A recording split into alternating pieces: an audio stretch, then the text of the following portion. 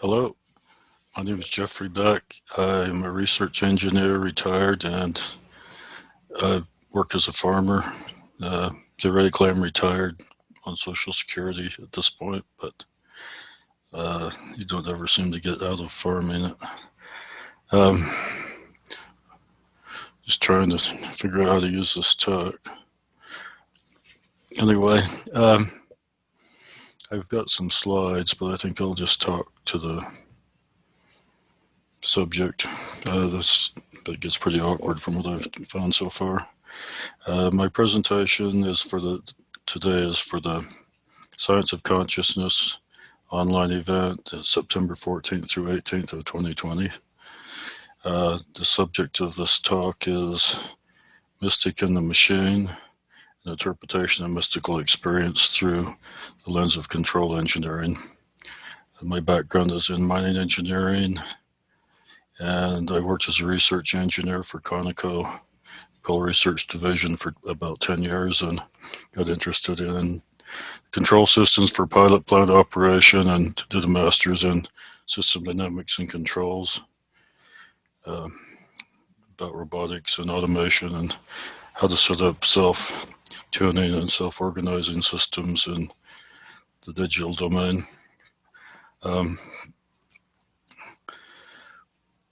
What got me interested in consciousness intensely was a sudden experience I had 12 years ago, just walking along. All of a sudden, everything's different subjectively, and it was something I didn't seek. It wasn't part of my belief system, but it happened, and it was instantaneous, and there was lots of subjective aspects to it that are hard to categorize, connecting or reconnecting with something, and I can't tell you if that was across my brain or something more non-local.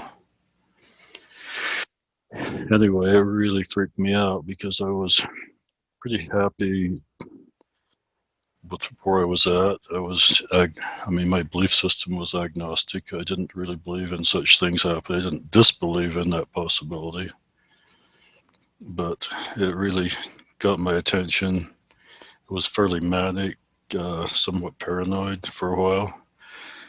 Didn't really want to talk about it locally because they'd probably lock me up. And so I started going to meetings like Science of Consciousness back in 2012 and Science and Non-Duality the same year in California.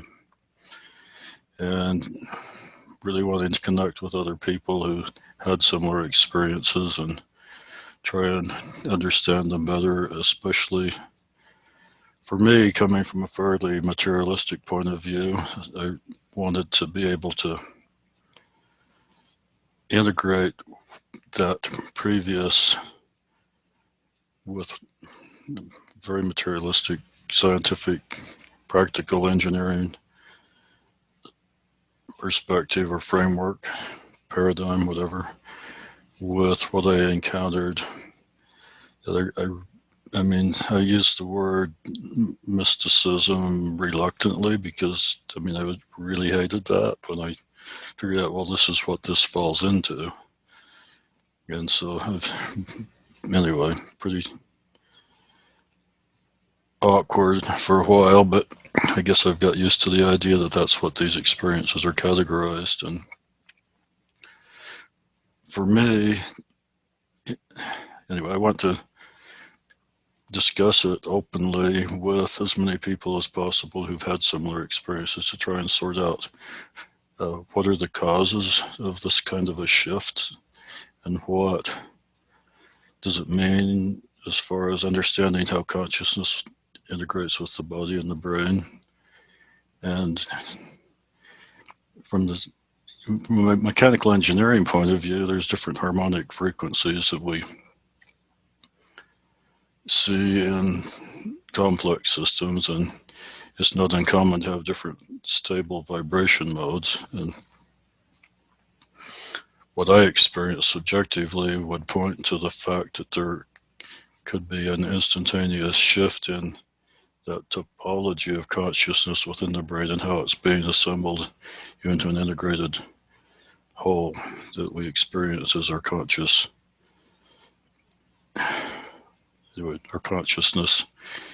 in our day-to-day waking conscious mode, basically. Anyway,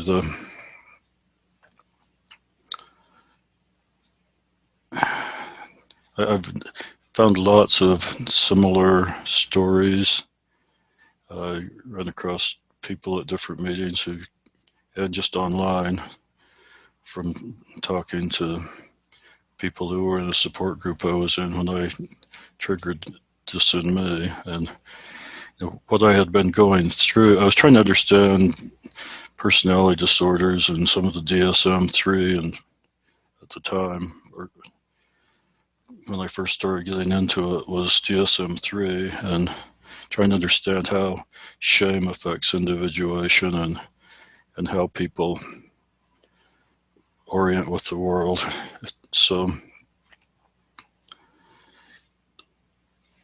to pause this. Anyway, the major things that I can see as being causative was I've been really trying to understand the visceral feeling of shame, and had intentionally been very transparent on things I wouldn't normally have wanted to discuss openly in a safe environment in this online support group I was involved in at the time for family members who had particular personality disorders that are considered to be intractable. And I'd also been listening to a series of audiobooks while I was working, and Thus Spoke Zarathustra was one, Siddhartha, and I was at the time listening to The Universe in a Single Atom on audiobook while I was working. I was just walking along, straightening out some bells. I had to go in the bell wagon, and just between, just didn't lose a stride. Just all of a sudden, whatever happened, and I was listening to the audiobook at the time, having quite a few like chills up the spine type events in the day or two before this. And I'd also been pushing into the shame, feeling what shame was like viscerally, because that was just a word, and yet it seems to affect how people develop in a big way. And I'd also worked somewhat over the year before on conflict avoidance, which was like a social problem just in the area I've lived in central Utah. Mormon culture is very conformist. It's not politically correct to disagree, except for some, if it's about water, maybe. So whatever led up to this, it was like I was connecting dots, working through just some underlying distress with the whole belief system and the culture, and it was finding something that really worked for me. And it was like fitting in the last piece of the puzzle type event as part of what it felt like. A part of it was just connecting. Part of it was surrender to to a higher level power, and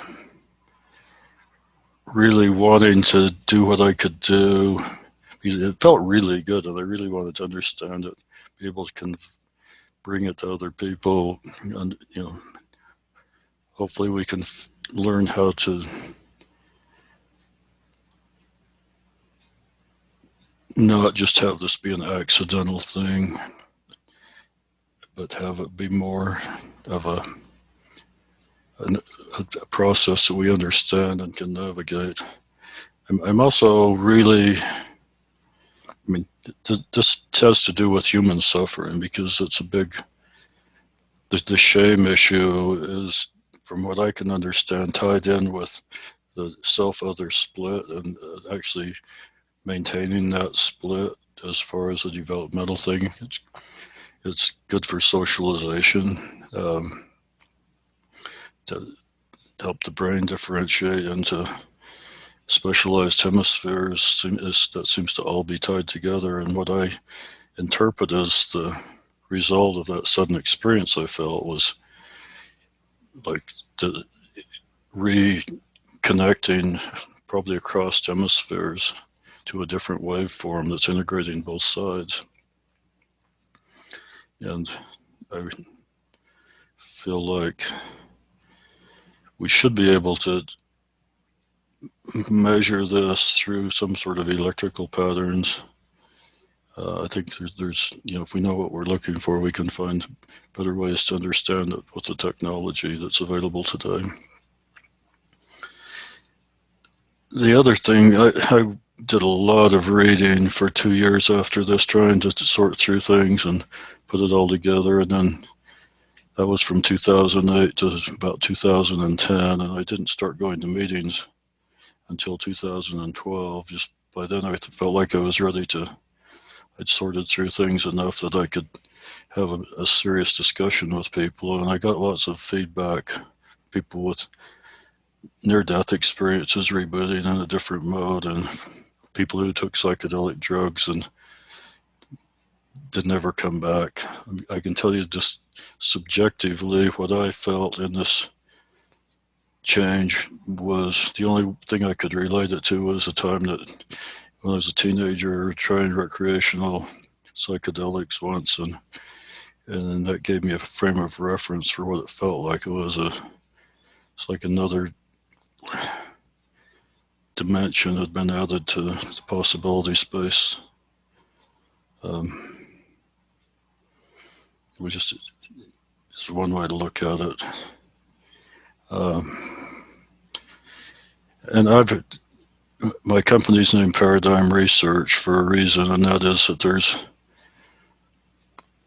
the first meeting I went to in Tucson, I was wearing a badge with that name on it, and so I felt like I had an obligation to take note of all the paradigms that people were presenting at the meeting, and I had a legal pad, single space, 3 pages of paradigms that every time somebody talked about a paradigm, I'd write it down. And so by the time I left that meeting, I decided there had to be different levels of paradigms, like meta paradigms. And my idea of a meta paradigm would be that we can only hold one image in our mind at once, and we can integrate all of that. But that doesn't mean we can't take other perspectives and integrate those. And each one of those, the brain has the capacity to do that in its processing, but that doesn't mean we can see all of them at once. I think the non-dual mode is better at seeing opposites and keeping them both in place at the same time. One of the hallmarks of the personality disorders is black and white thinking, and that is the inability to see the gray areas, and that's, a lot of what we need to do in conscious processing is navigate undecidables, which goes into Gödel and Turing's work back in the 1930s and predates the development of computers. Modern computers was trying to understand decidability. And a lot of what consciousness is doing is in the undecidable space. So what we need to be able to do is actually welcome paradoxical things into our awareness, to be able to integrate higher levels of understanding based on the conflicts that we see in our belief systems, anyway. And most people really want to shut down when they see things that seem contradictory or impossible, but really that's where it gets interesting. And I feel like being able to handle those contradictory things is a big part of the mystic experience, is to be able to hold that and be at peace with it and curious about it and actually go into it.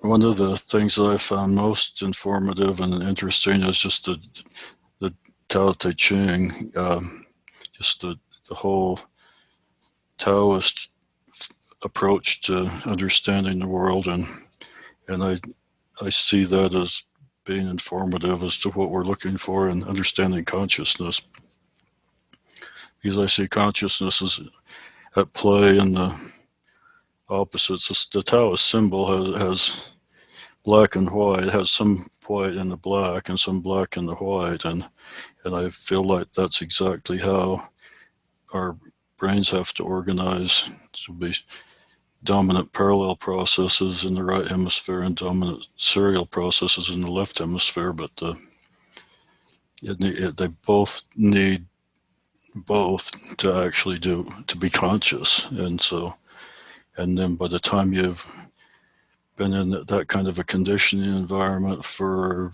quite a few years, then at some point maybe you can support this other non-dual mode of consciousness that makes it even more open and spacious to explore new possibilities that are not within the realm of what you've been conditioned in the dual mode, which is a very conformist mode, driven by shame and the need to fit into society and just accept what you're told and do as you're told and not question authority. The dual mode is very important for stabilizing the system and not having a chaotic and social order, because we need transition from generation to generation of what we've learned in previous generations. And the dual mode is good at in conditioning the brain in that way, but it also inhibits the ability to step outside the box of the current social environment and come up with new and better ideas. So that's one of the problems we've had between the war of the worldviews that has been presented at the Tucson conference when I've been there. Materialist versus spiritualist approaches, and East versus West, and really the answer's got to be in some higher understanding between the two. And that's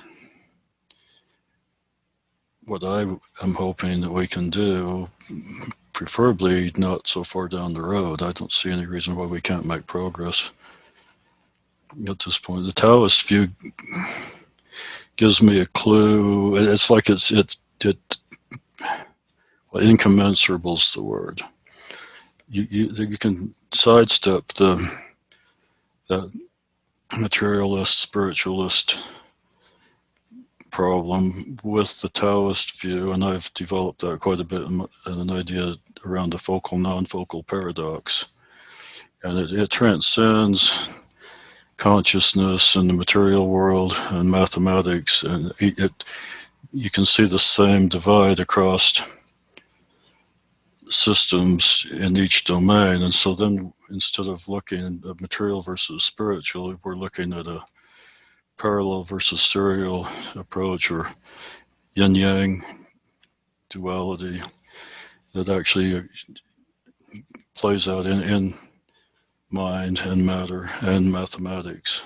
And so that gives me a clue that there might be a way to decode how qualia is actually encoded in the molecular structures in the brain, because we can say, okay, we're having this kind of experience that's associated with this kind of molecular structure, and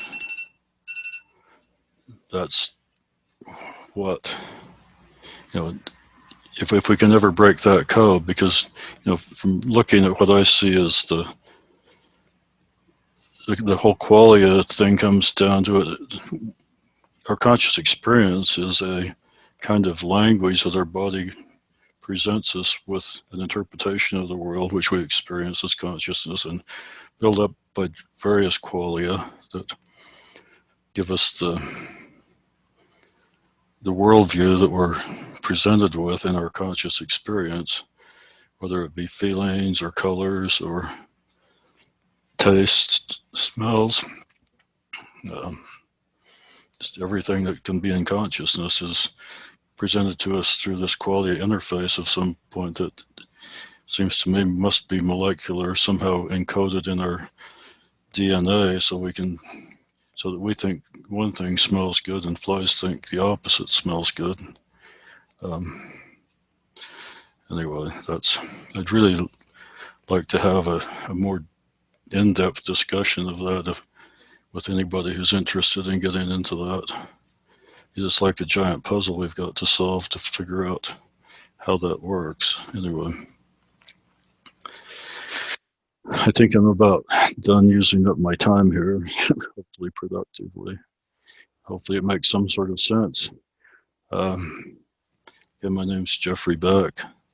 I can be reached at vortex.beck@gmail.com or 801-361-4677. You can feel free to email or call me, text me, and I'll try and get my picture up that shows that information too. So just hang on a sec.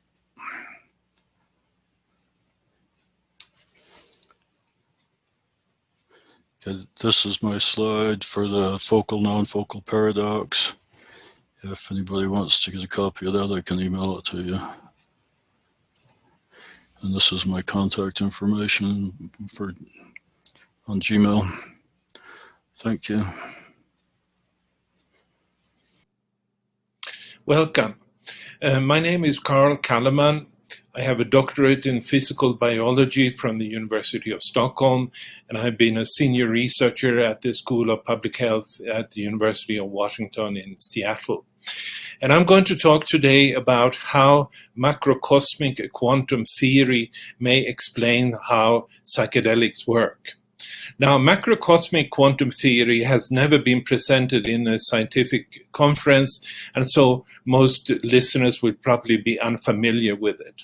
Nonetheless, there will never be a science of consciousness without this theory. And I will have to rush through it because of the short time that I've been allotted here, and I hope the listeners will gain some insights in how psychedelics actually work. And when it comes to the phenomenon of consciousness, you might say there are two basic schools.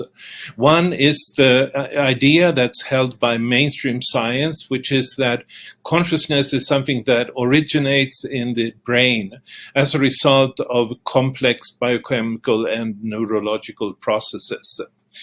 The other idea is that the consciousness emerges through the interaction between waves that interact with our brains.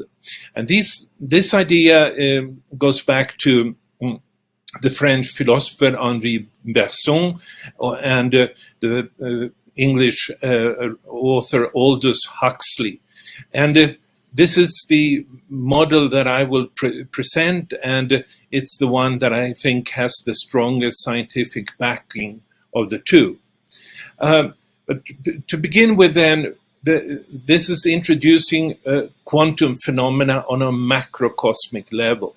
And that already is somewhat radical, because if you go to any scientific source, you will hear that quantum phenomena is something that exists on the microcosmic or subatomic levels. But a question that arises is that given that the universe is a whole, with many levels of distance, how could it be if just the microcosmic domain were dominated by quantum phenomena, and the macrocosmic domain was not dominated by quantum phenomena, how could that create a coherent whole? And I'm saying that that's not possible. And but to begin with, just look at the nature of the microcosmic quantum theory. And you might say the crowning development in the 1920s of this theory was really the Schrödinger equation. And here you see a number of the quantum states that you find when you study the hydrogen atom. And fundamentally, these quantum states are really geometries. They're actually fields of potentialities where electrons may move. And these fields are defined by specific geometric structures. And that is something we'll see comes back when we study macrocosmic quantum theory as well. So when I teach college students quantum theory, one of the more basic differences that I point out between classical and quantum physics is that in Newtonian physics, all the possible, potential energies are in principle possible, whereas in quantum theory, only specific ones, as you can see in the staircase below there, are allowed. And that latter idea of separate levels, so to speak, is interesting because it's something we find from a lot of ancient peoples and traditions. Here you can see a 9-level octagon pagoda from Korea. And similar from the Vikings, we know they had looked upon the universe as composed of 9 distinct worlds. And many different traditions had that. And one of the more notable ones is the Mayan. And here you can see the pyramid of Kukulkan, the plumed serpent in Chichen Itza in Mexico. That's built in 9 distinct levels. And the way they looked upon these levels is that they, as a metaphor for the evolution of the universe. And so when they climbed these pyramids, it was an enactment of the evolution of the universe that proceeded through a sequence of macrocosmic quantum steps. And what's good about the Maya, and what makes them different from the other traditions that also looked upon the universe as composed of 9 distinct worlds, is the fact that they left behind calendars. And they stand out in that regard, because that means that we have numbers. And that means, in turn, that we have science, the potential of science. And what you see in this table is these 9 waves of creation that each has its own frequency, and then obviously also corresponding period. And then each of these frequencies that increase as you go to the higher levels, the higher quantum states of the pyramid. Each of them has a particular time of activation, which is what you can see to the right in this table. And so they looked upon evolution as a result of a sequential activation of increasingly high frequency waves. And each of these waves actually then carried a quantum state to the human beings. And that's what you can see reflected in these geometries and dualities that you can see to the right here, and how the higher waves of this pyramid actually corresponds each one to a particular quantum state. And these quantum states then are macrocosmic, and they shape the consciousness of the human beings, meaning that to each of these different quantum states, there is a way of that human beings will perceive reality, but also recreate reality. And so corresponding to these quantum states, you will have different kinds of human technological cultures, for instance. So if you look at the activation years to the right there, for instance, when the sixth wave was activated, that's 3115 BC. That's the time when the first civilizations appeared on our planet in the Indus Valley, Mesopotamia, and Egypt. So there was a change of consciousness that led history to change. And then the next level, you can see 1755, that is the beginning of the Industrial Revolution. And then you have a next level, and which is the eighth wave in 1999 was activated, and that carries essentially the digital revolution that you might say we're still in the midst of. I will not here discuss the upper and the bottom and the top level of these quantum states because there's not time enough for it. But we should be aware that each of these quantum states, which was a way through the human beings' perceived reality, also creates different kinds of relationships between human beings. And, you may, for instance, look at the sixth wave there, what has been termed the Imperial Relationships, very much often relationships of dominance. And as we know, this is the 5,000 years of the basic human inequality that has lasted ever since the activation of the first civilizations on our planet. So in this view that I'm presenting here, I present a view that is in accordance with Bergson and Huxley. And the idea is the human mind is not created by the brain. It emerges through the interaction of macrocosmic quantum states that as we download these quantum states, they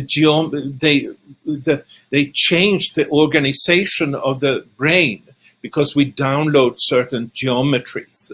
And as a very obvious example of how this may happen, we may think of the left-right asymmetry of the brain. That's a geometric change that is downloaded and creates a certain kind of asymmetry in the different functions of the human brain. Obviously, part of this is also the asymmetry between the frontal lobes and the parietal lobes. But the idea is our minds are created through the interaction of these cosmic quantum states that we download to the brain. And if we go back to the time before the rise of civilization, one way that we can understand how people were seeing the world then is to look at the cave paintings, especially in France and Spain. This particular painting comes from Altamira, that was discovered in the 1890s. And what is typical of this is that there's a kind of floating state. There's no real organization from vertical or horizontal lines, and not really any structure in the paintings. And so we may think that they who created this art, their minds were different. They were not as structured as they later would become. And if we want to understand what happened then 5,000 years ago, what actually gave rise to civilization, we can go to the inscriptions of the Maya. And one of those, the more famous ones, is from Palenque. And it talks about a change taking place in the center of the cosmos. And it talks about what they call an 8 partitioning. It's his holy's name, related to the house in the north. And that kind of in 8 partitioning, we see an example of there in the cosmogram with 8 different lines, perpendicular lines, like a rosette, a compass rose, you might say. So that whole geometry was downloaded to the planet. But human beings are in resonance with the planet. And for that reason, the thinking and the creativity of human beings changed as a result of having downloaded this quantum state. And here you can see the same idea, the same kind of 8 partitioned symbolism of a duality going from Mexico to China with Mesopotamia in between. And I could spend hours talking about the various reflections in the early civilizations that exist of this 8 partitioning. One very famous example, obviously, is the 8-sided Great Pyramid at Giza. It was then intentionally built as an 8-sided pyramid, even though that's much, much more difficult to build than a 4-sided pyramid. And so what happened then at this time, 5,000 years ago, was that as this new geometry, the new macrocosmic quantum state was downloaded, a new mind was created. And the people who first downloaded this felt compelled to build constructions like this particular pyramid in order to manifest this kind of a quantum state on our planet. And an interesting small little detail is the hieroglyph for city that you find from the Egyptians. That too is 8 partitioned. And of course, city, that's a fundamental aspect of civilization. The word civilization comes from civitas, which is the Latin word for city. So here we have the same symbols, and I could go on for a long, long time if I was given the chance to show that an actual new quantum state was downloaded among the human beings. And that then changes the art that people created compared to the floating bisons that we saw much earlier. Here we see from about the time of the first downloading of the 8 partitioned quantum state, we can see how the art is framed in a perpendicular way.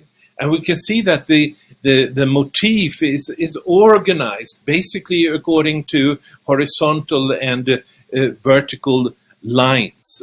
So this again reflects the fact that the mind was changed. A new geometry came to dominate the mind of human beings. And at around that time, we can see that plus minus 100 years, you will find a number of different reflections of civilization emerging for the first time on our planet. Just take writing. That didn't exist before this shift point. And of course, symbols existed.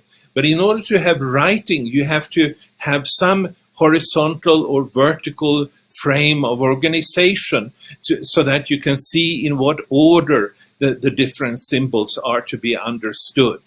That's just one example. All the other examples of civilization are products of this new quantum state.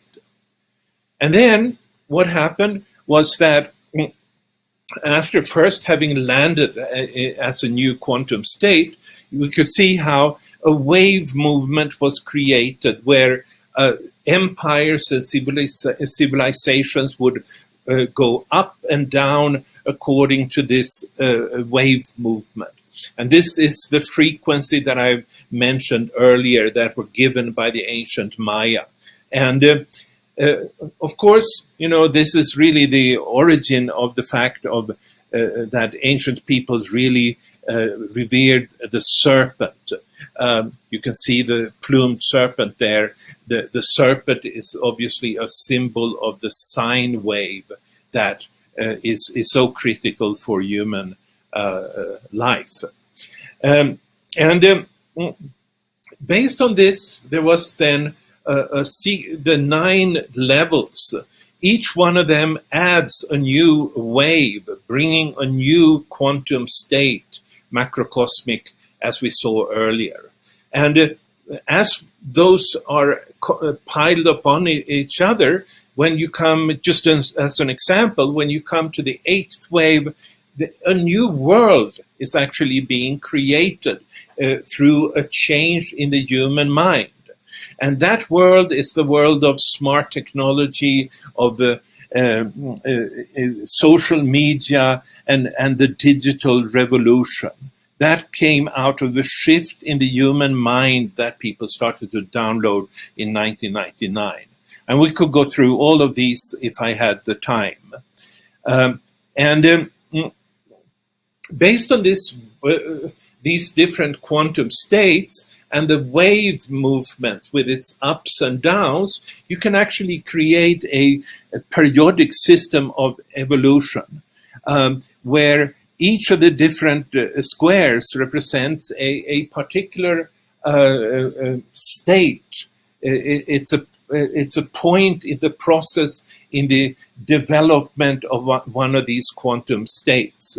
And in the same way as you can think of the periodic system of chemistry as being a reflection of the electron configurations of the different elements, every time period in the history of the universe from the Big Bang until the present time is then really characterized by one of these squares in the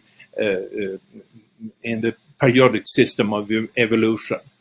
So here then are a couple of things that the macrocosmic quantum theory accounts for. And one is important from the perspective of psychedelics.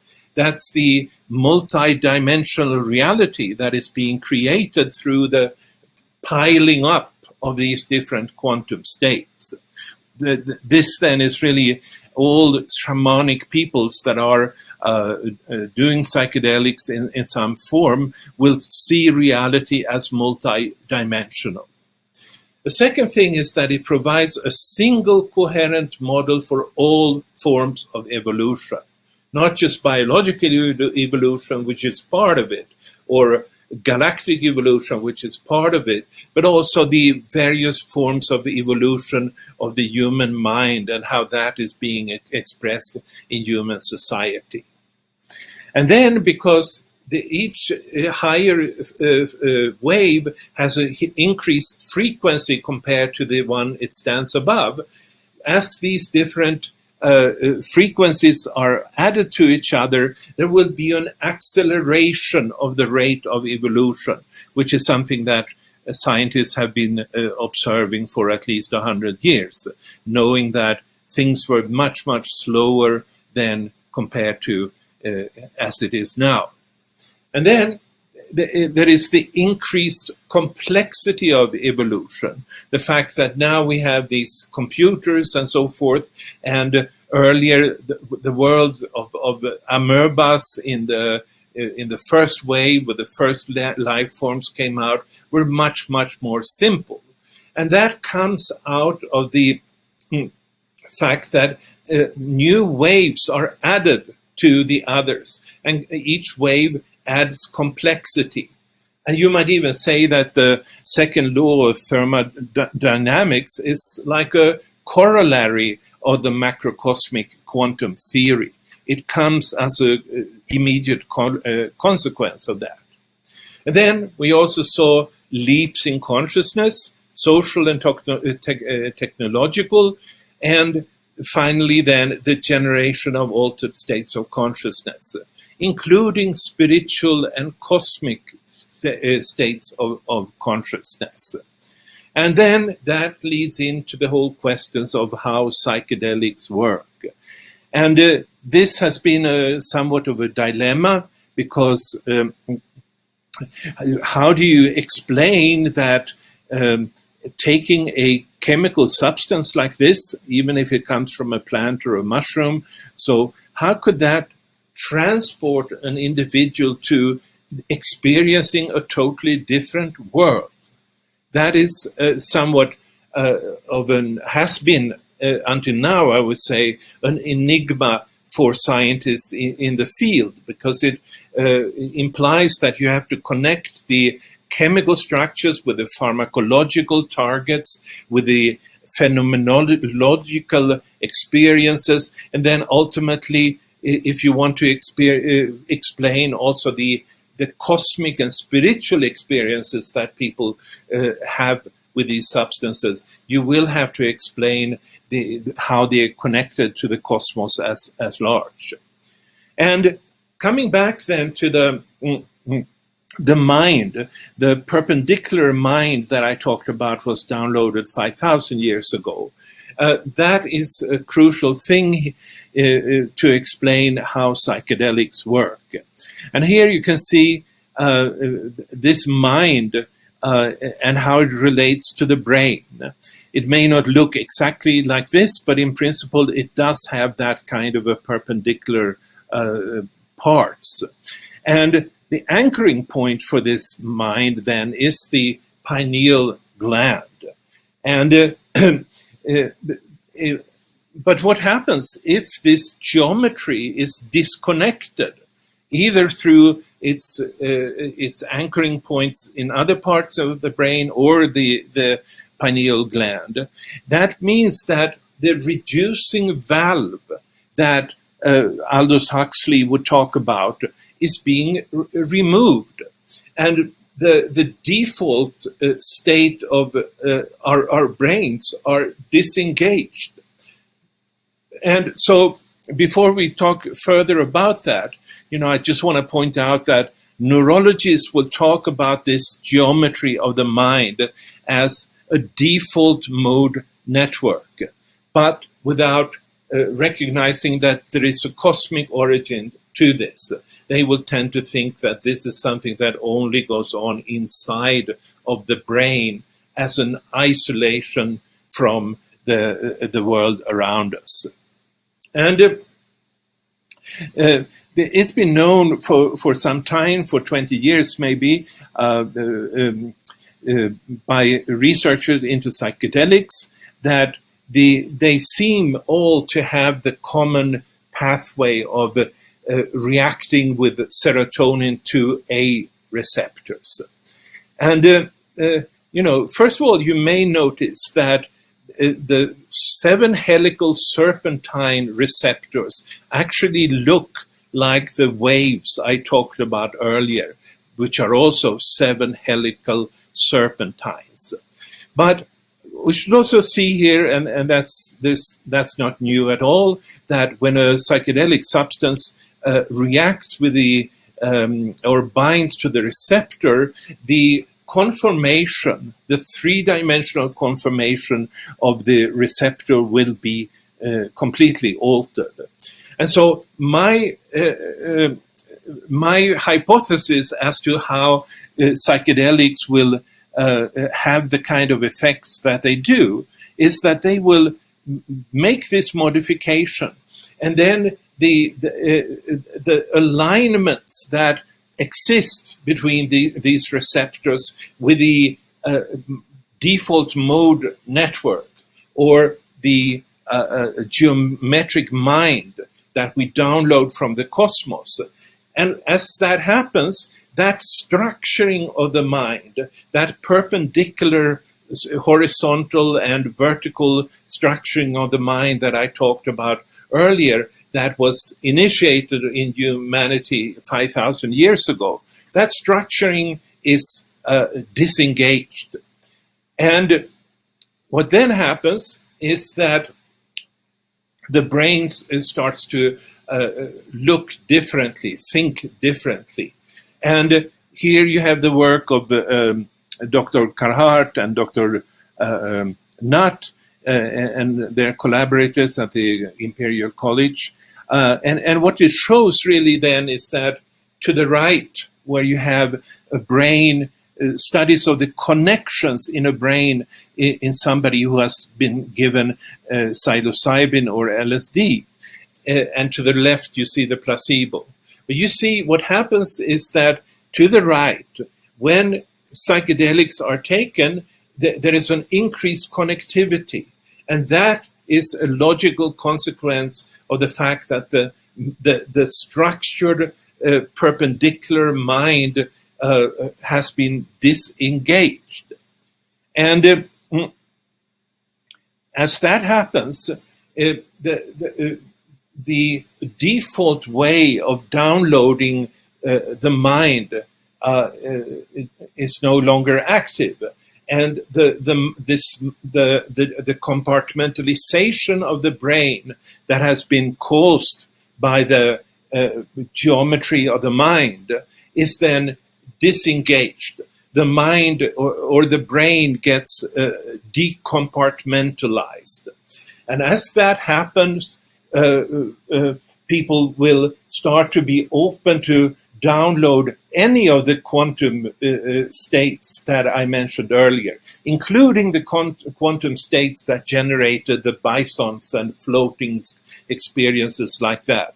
And so that means a complete opening, a decompartmentalization of the mind, a complete opening to a receptivity of completely new, different reality. Because what determines how we perceive reality is not something that happens in our brains in isolation. It has to do with what frequent waves that we are downloading from the cosmic center. And this then has this theory then has a good thing that it explains, namely something that's been found by many students of recent students of psychedelics, namely that the therapeutic value of using psychedelics to addictions and depressions and so forth is enhanced by the spiritual experience of going up onto a larger reality than we are normally in our default state. And that's something that can never be explained by the neurological paradigm, which says that these are just changes in the brain that goes on inside of the brain. That view completely contrasts with this kind of a view that it's through an alteration of our relationship to the cosmos, based on the changing the downloading of the geometries in the different quantum states, and that's the contact with the cosmic source is a real phenomenon, as well as the spiritual experiences that people may have. They are real phenomena, and they're not just generated by pharmacological processes in the brain. And so thank you very much for listening, and if you're interested in knowing more about macrocosmic quantum theory, which is a huge theory that influences all aspects of evolution, then please go to my website, calleman.com, or buy my books, the Paradigm Shift Trilogy, that extensively outlines this particular theory, that I think really is the most encompassing theory of any kind in the 21st century. So thank you very much for listening. Welcome. I am Rosemary Flickinger, and I'm presenting the benefits of mindful metaphors in connection with preparation for our psychedelic session. I'm a holistic health coach and a Johns Hopkins psilocybin guide. Being prepared is based on the standards that have been established in the research studies at Johns Hopkins Medical School, which include the historic work of Al Hubbard, the Hubbard Room, and Leon Zeff, whose work specified using eye shades, and music to conduct the sacramental journey. It also includes my own findings of working with metaphors. I will be inviting you to the end of the presentation to participate in an exercise to explore a metaphor with me virtually. I hope you enjoy the process, as I think you may be pleasantly surprised by your own personal takeaway. The clinical work I've done at JHU and my own clinical experience with mindful metaphors brings us back to the personal expression of love, connection, and self-acceptance. We will be going over the important elements necessary to have a meaningful experience during a high-dose psilocybin session. I will be introducing you to how integrating metaphor can help a participant to maximize a valuable opportunity to be fully engaged during a session. The role of the room and the guide both play a big part in the success of a psilocybin journey, as it invites a sense of safety and openness. It is here that we establish a loving kindness relationship of trust and genuine listening as we witness the personal story each of us has to tell. After a recent conversation, it occurred to me that a guide acts as a psychedelic midwife. As we are establishing a preparatory, non-judgmental connection, we also need to introduce the participants to all the possibilities that they may encounter on the journey, such as one's fears, and the flooding of perceptions and stimulation, which can be faster than one can process. There may be pivotal choice points where one can be introduced to areas of one's life where one can do things differently. And new perspectives can take many forms, such as messages from a wisdom source, or feeling that you're being shown something of value. Some expectations include helping the participant to set intention, or many intentions, for what they want to have happen during a session and the changes they may be looking for to make in their own life.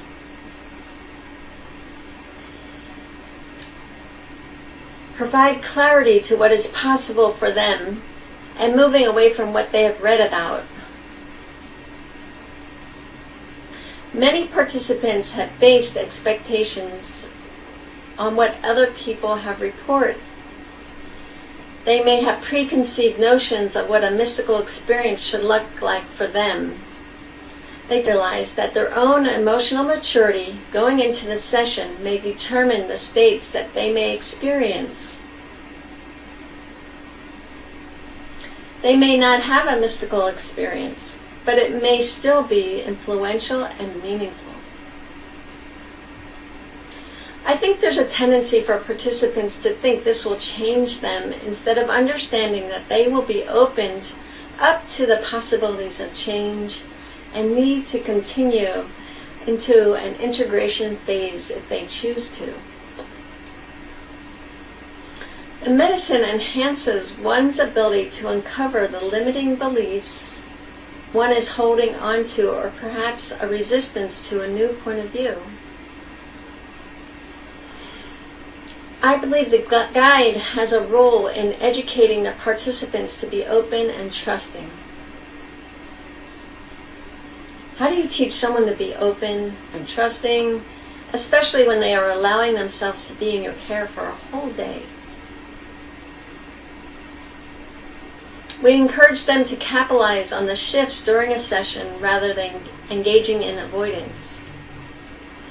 This may show up by not closing one's eyes, or perhaps asking questions and being conversational, or even by stoically engaging in a power struggle inwardly. I think it's important to emphasize the ability to be in the flow and glean valuable insights. If the goal of the session is to listen inwardly and witness one's inner states, how do we as a guide provide this?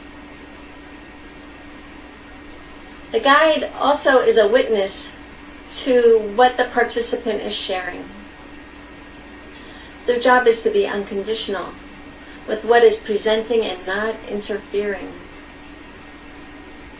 The guide can apply a communication skill that assists the psychedelic experience without interfering with the process of self-exploration and emergent knowledge intrinsic to the journey.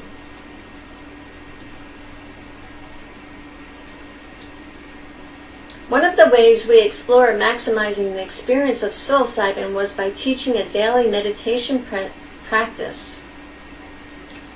This was the States of Consciousness study abstract which I participated in that was published in 2016. Learning to look inward is probably the most difficult to teach. It's like having a beginner's mind, a curious like a child. This is why I am introducing you to metaphors. We can't really separate metaphors from our experience. They help us make sense of life. Ask anyone if they've ever had a mountaintop experience, and they will know you are not talking about an ordinary hike. Metaphors are interconnected with all parts of the brain, including visual, sensual, somatic content, and are almost impossible to separate from oneself. It's hard to define a mystical experience, but one quality that is commonly known is there is an embodied knowing of something that is irrefutably true. We just know it within ourselves. We are less familiar with the embodied metaphors that define us. They are closely connected to our knowing and intuition. Metaphors are interconnected to our feelings, experiences, expression, and our individual interpretation of any concept or construct. Everything that you know about a mountaintop experience is held in that metaphor. Here's where talking about mindful metaphors becomes a bit abstract or difficult to explain, as it is so much easier to relate to if you have experienced it. Have you ever told someone about your dream only to wish you could just go back and re-experience that dream instead of explaining it or having it be interpreted? Metaphors provide you with the skill to explore experiences as if you are creating a living dream. Mindful metaphors help identify those pivotal choice points without imposing a guide's own notion of right or wrong or what might be best.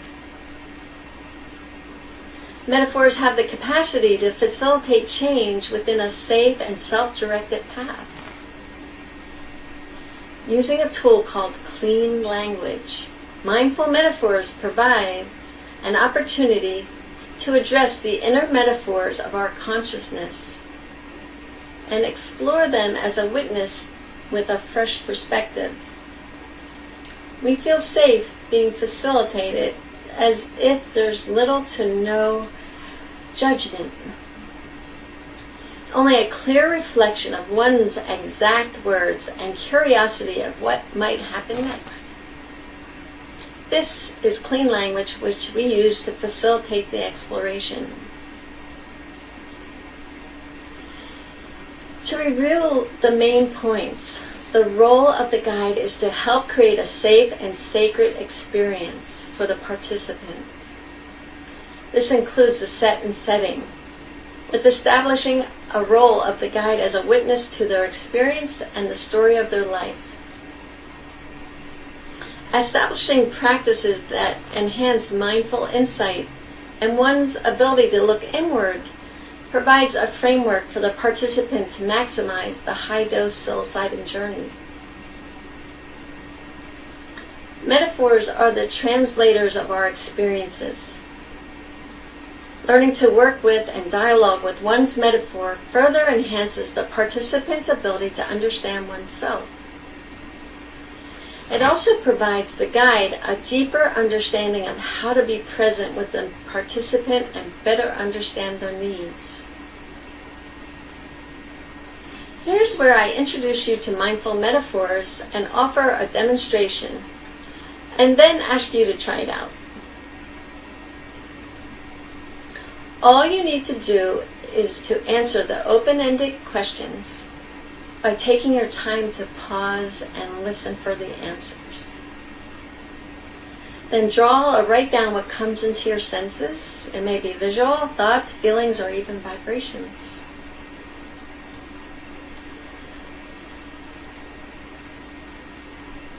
I think we can all relate to bread. Most of us have a long relationship to bread, and we have cultural metaphors of breadwinner, bringing home the bread, bread of life, breaking bread together.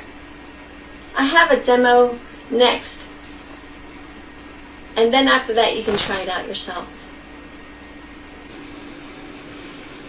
And bread. And what do you know about bread? So bread, like the perfect bread, is crusty and flaky on the outside and moist and light and airy on the inside, and kind of chewy. And chewy, moist and crusty. Yep. And is there anything else about that bread? It smells like homemade bread. Smells amazing. I think it's the smell that gets me as much as anything. And the smell. It smells like home. Smells like home. Yeah. There's something about that smell that just means home. It just means home. Is there anything else about all that? Well, I think bread is a symbol of home and nourishment and security, which sounds like family, and safety. It's also family. I mean, that's kind of an ideal place to be. Safety, family, and home. Cozy, warm, amazing smell in the air. Yeah. Cozy and warm and that amazing smell. And butter, lots of butter. And lots of butter.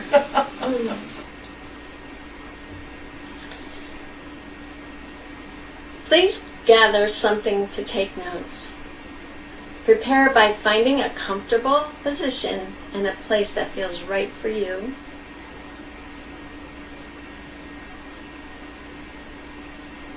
Feel free to move your chair or face a new direction.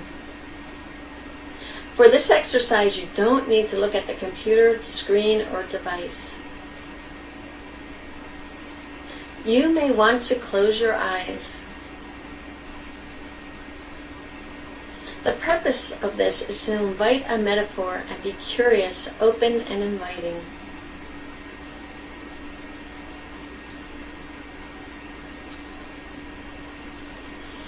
And when you think of bread, what kind of bread is that bread?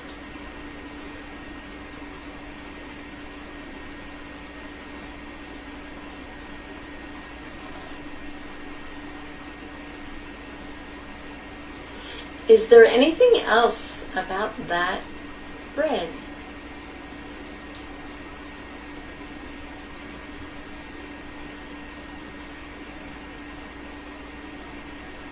And is there anything else about that bread? Write or draw about it.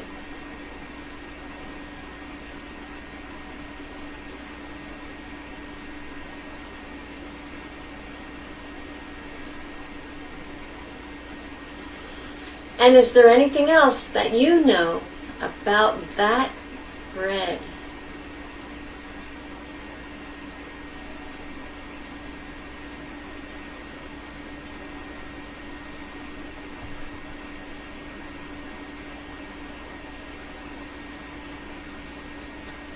difference does knowing all this make now?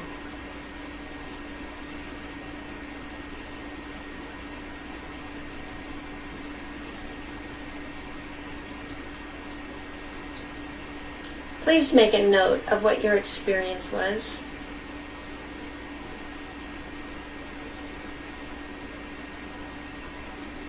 Everyone's experience is unique. I hope this allowed you to have a sample of how we make metaphors out of everything. When you have an intentional and experiential practice like this, it allows personal meaning to come directly from you instead of the facilitator. Let's connect during or after the conference. We can do a Google Meet, Facebook, or a simple phone conversation. Mindful Metaphors is adaptable to most forms of communication and can be used with groups to facilitate better understanding of how to make change.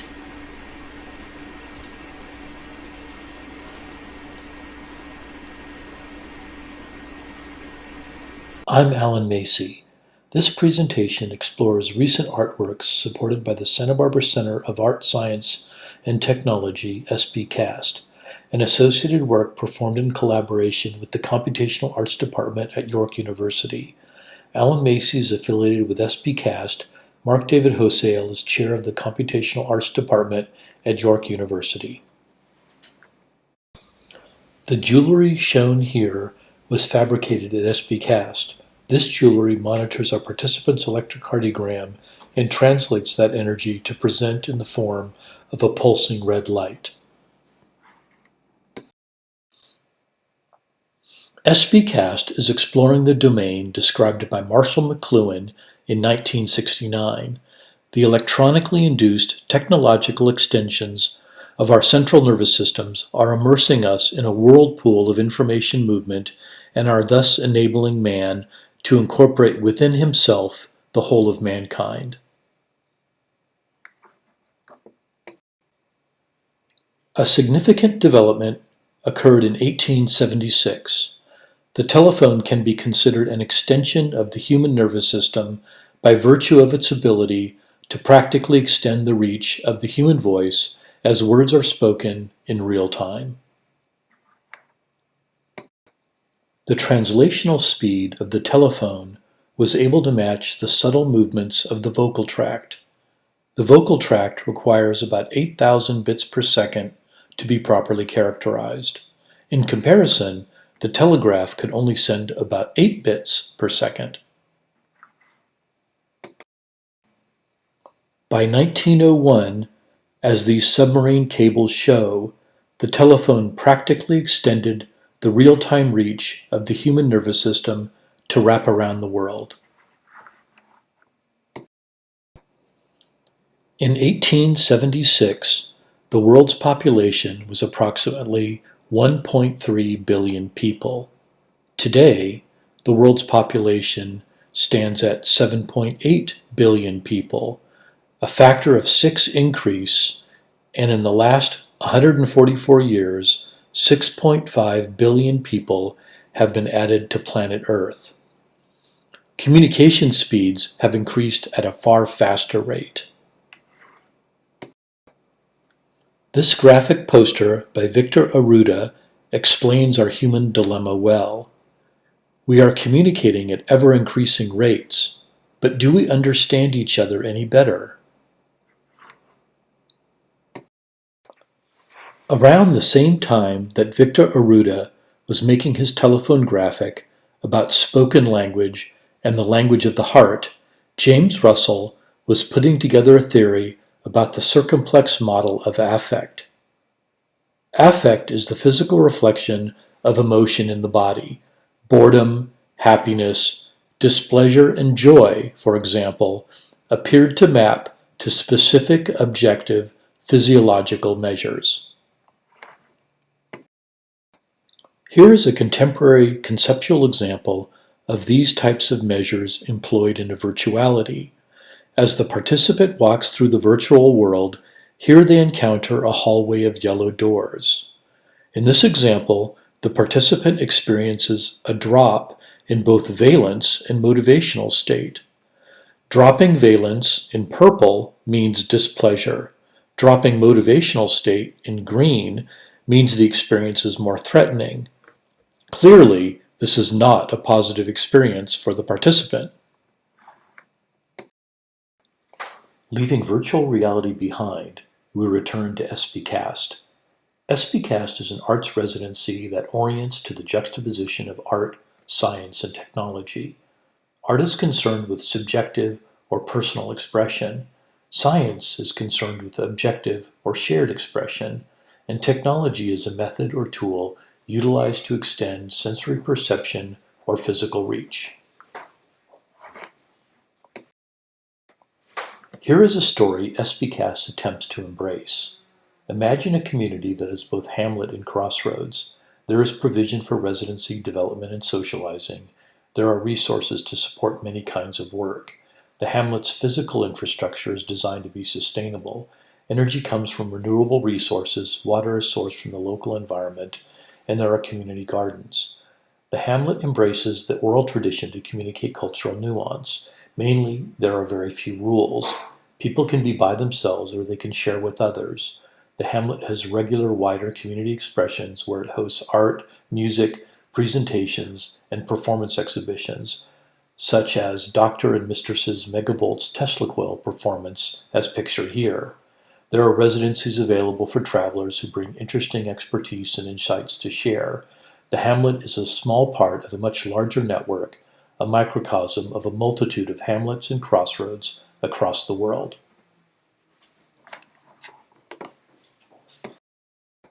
This SBcast art project is called Biometric Campfire.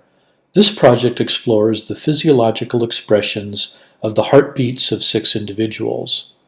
As heartbeats synchronize, which sometimes they do, the campfire light pillar grows brighter. This project involves the translation of the electromyogram of a supremely talented dancer, Quentin Robinson. The electromyogram varies in accordance to activation of Quentin's striated muscle groupings. The electrocardiogram is also collected and superimposed into the real-time measures. The signals are run through a range of guitar pedals for processing.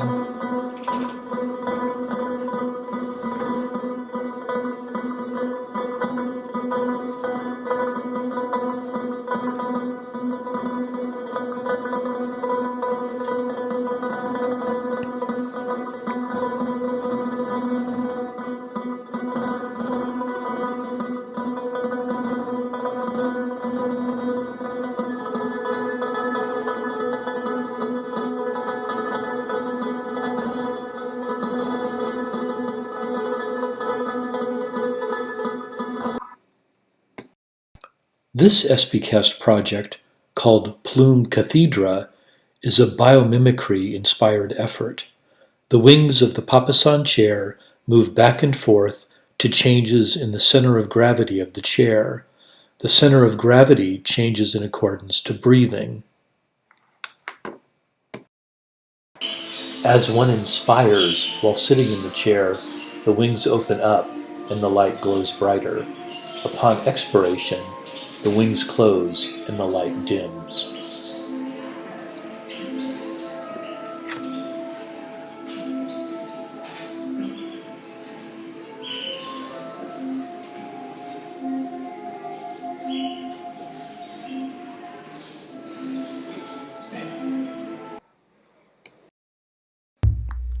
The gentleman sitting on the left holds an analog of the woman's heart sitting on the right.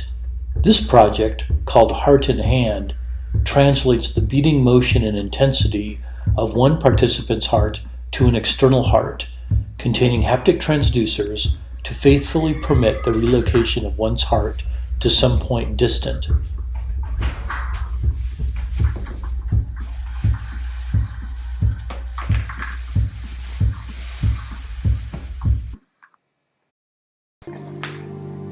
Here is extraordinary poet, rapper, and artist Ben Ramos, revealing himself through his story and the emotional and motivational substrate that supports those words.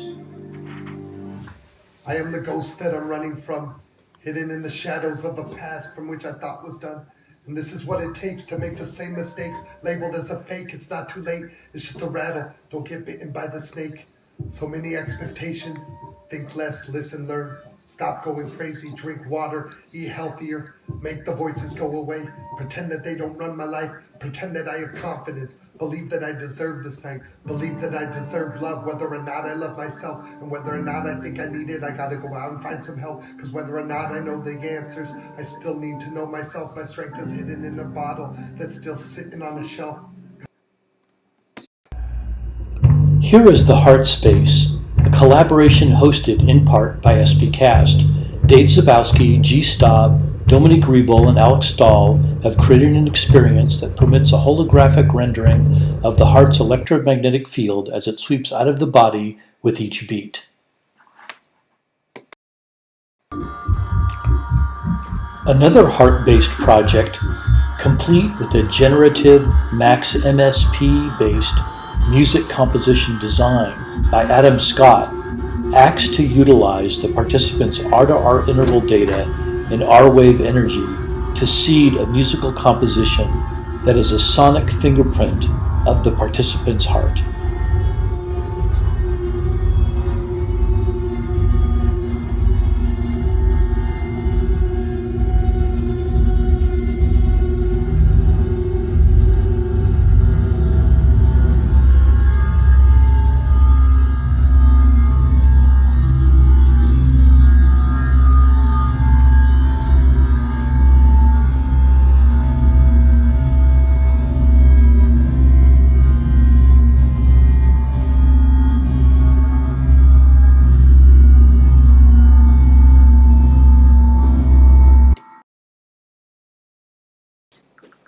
SBcast's rich collaboration with York University's Computational Arts Department began with a brilliant workshop hosted by Mark David Hosale, Erica Batdorf, Kate Digby, and Alan Macy. The workshop was titled Movement and Emotion as a Computational Interface. Equipment was provided by Biopac Systems, and participants employed physiological measurement systems to create a series of compelling and provocative artworks. Out of the workshop, the team formed PACHIS, or Performance, Art, and Cyber Interoceptive Systems Collaboration.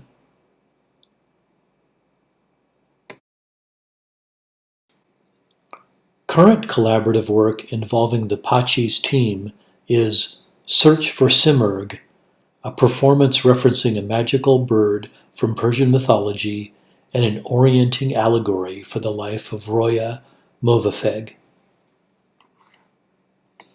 The most recent collaboration involving Alan Macy and Mark David Hosale is a telecommunications project involving the measurement of valence and arousal from participants, and this data is used to visually and acoustically modulate memories represented by media streams. This data is then piped to other locations on the planet to collect and superimpose more modulated memories in search of its final destination. We greatly appreciate the opportunity to present our work at The Science of Consciousness, and we are forever indebted to both Stuart and Abby.